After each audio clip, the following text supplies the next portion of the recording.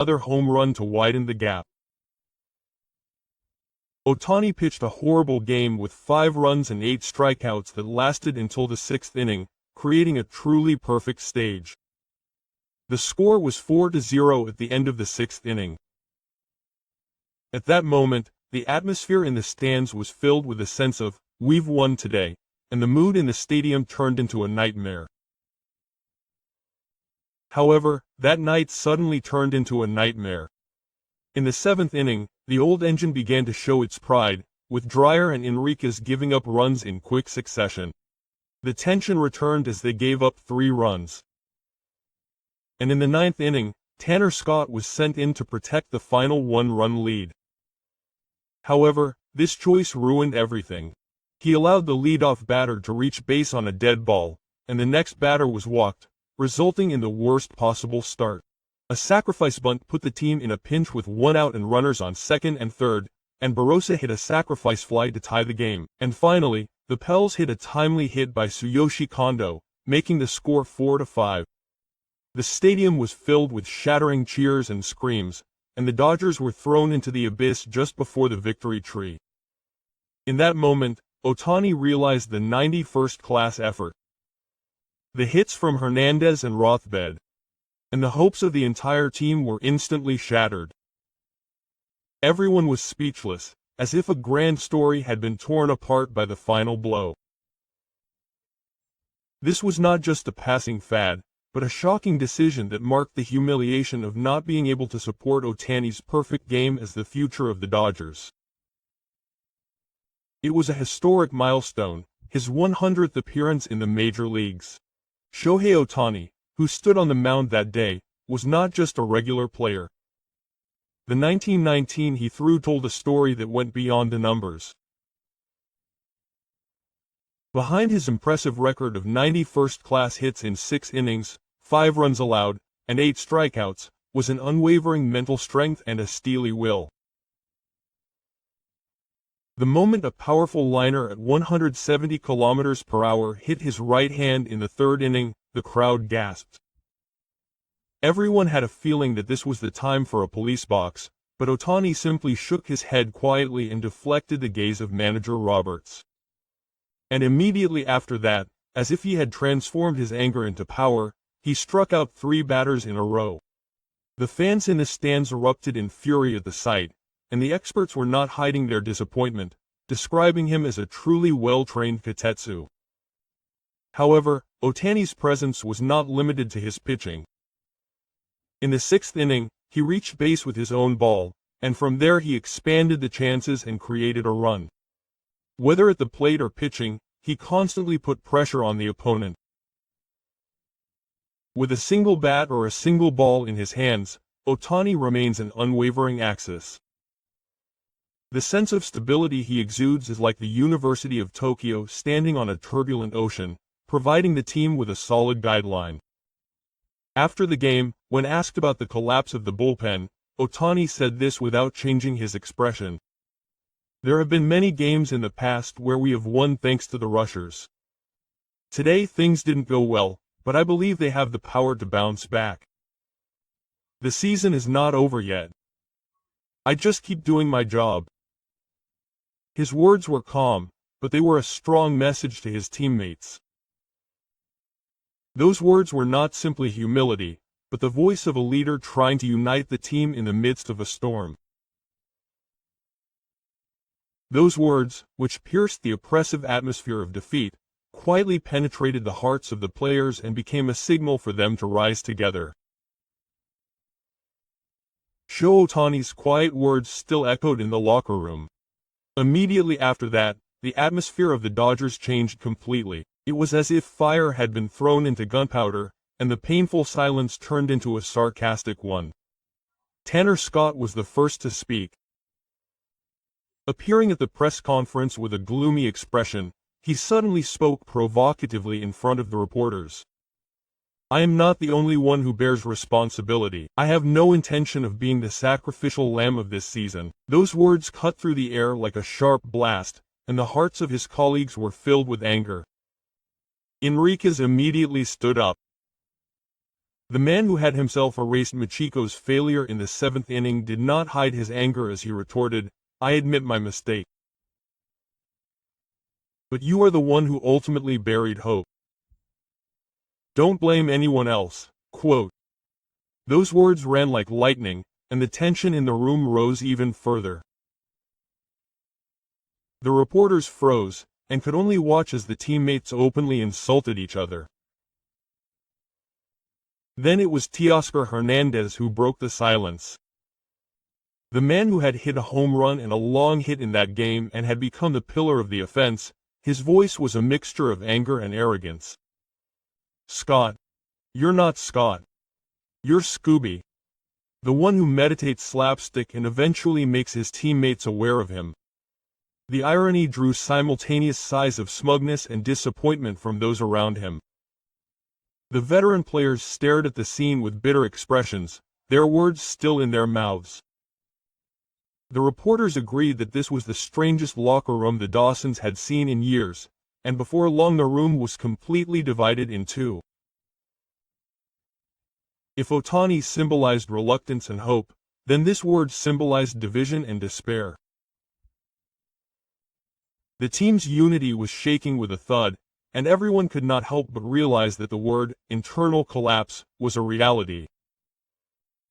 Before the laughter in the locker room had completely dissipated, a further shock hit the team. The announcement from the team's leadership pierced the air like a sharp knife. Tanner Scott, who had just publicly criticized his teammates, faced the fate of being cut off on the spot. The uneasy atmosphere that had enveloped the dugout once again transformed into the reality of Takumi's punishment. Manager Dave Roberts was still desperate to uphold his teachings. He wanted to give him just one more chance at the press conference. He tried to force out the words that he thought he might be a necessary piece for the host season, but his voice was somehow persuasive.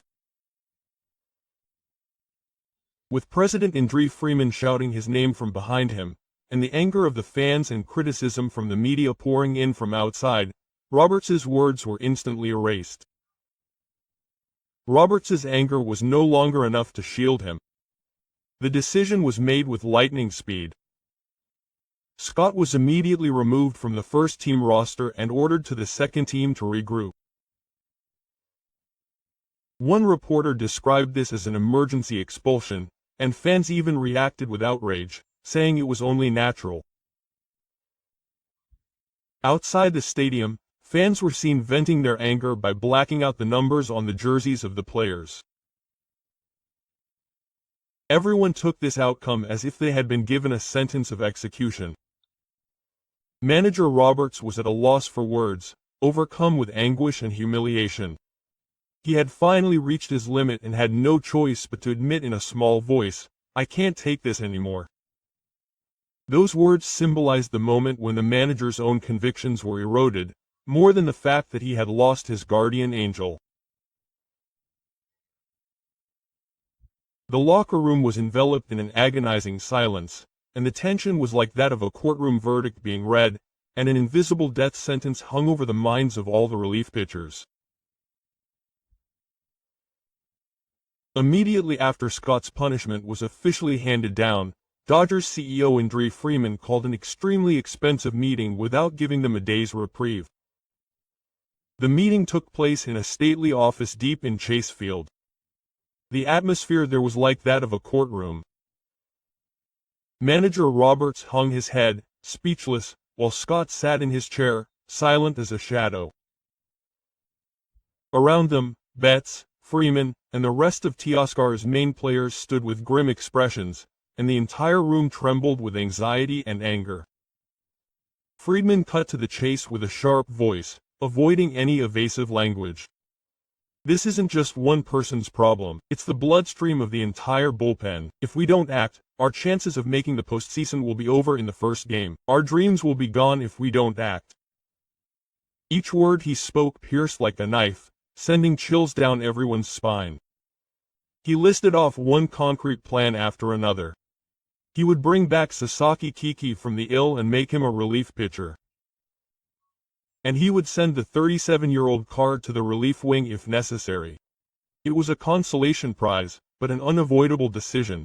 The words carried weight, and the players held their breath. Then Friedman added a ruthless question. Those who are not effective will be dealt with, and we will replace them immediately, not wait for winter.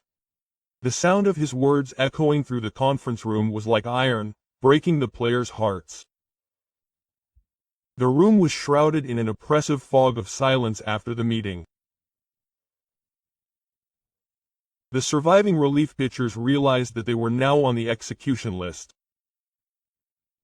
Scott was just getting started. This was just the beginning, the real elimination was yet to come.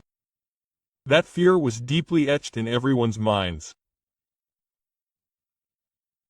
If the ranch meeting was an internal trial, MLB Network that night was a public execution.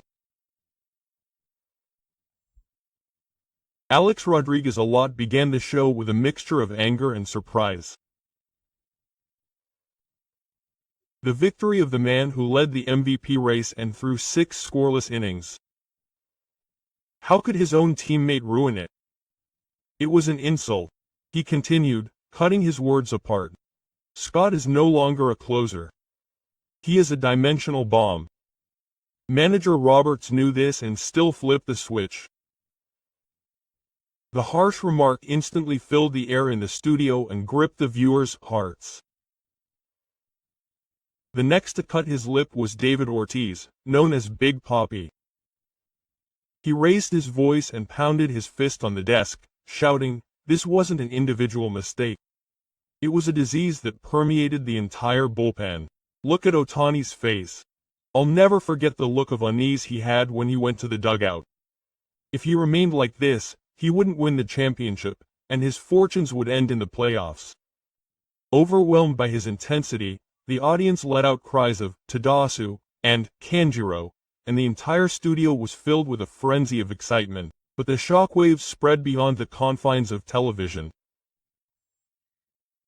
Social media was flooded with angry posts demanding that Scott be removed from the roster immediately, and radical fans churned out memes suggesting that Scott be banished to Antarctica. The next morning, newspapers in Los Angeles ran a front-page story about Ohtani pitching like a god. The bullpen was in chaos, with 3 strikeouts, while sports journalists in Tokyo, in contrast, were chanting, Shohei Ohtani never gives up, and praising his composure. The Japanese and American press painted a picture of one player remaining the hope of the team while the entire team was in peril. And the spectators on the field also passed judgment. At the end of the game, many Dodgers fans left the stadium with their heads held high, their disappointment etched on their backs. But on the other hand, Ohtani's uniform with the number 17 on it remained in the stands as a last vestige of hope.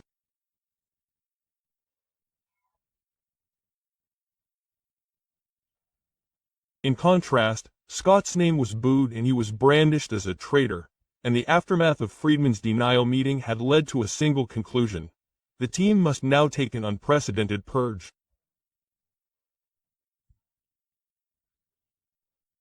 Otherwise, the entire season would fall into the abyss. As the lights at Chase Field slowly dimmed, all that was left in the stands was not a climax, but a thunderous roar of boos and signs reading, "Enough is enough." The voices echoed like the lingering throes of a courtroom that would never end, making it clear